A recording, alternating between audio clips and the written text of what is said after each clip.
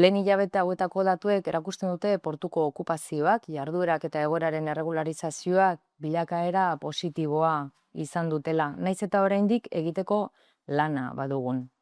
Gaur egun transizio gutxutzeko etapa batean gaude eta etapa hori kudeatzen ari gara. Helburua portuaren eguneroko funtzionamendua bermatzea da. Oraindik konpondu gabe dauden egoerak antolatzea eta eremu osoa 2027ko abenduaren 31an Bilboko portu agintaritzari ahalik eta baldintzarik onenetan itzultzeko prestatzea.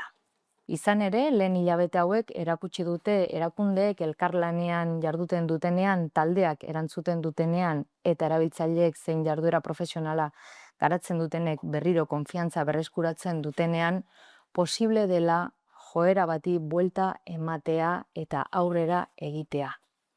Hau izango da gure konpromisoa izango da lanean jarraitzea, Getxok kirol portu antolatuago bat, biziagoa, jasangarriagoa eta udalerrian hobeto integratua izan dezan etorkizunari berme handiagoz aurre egiteko prest egongo dena.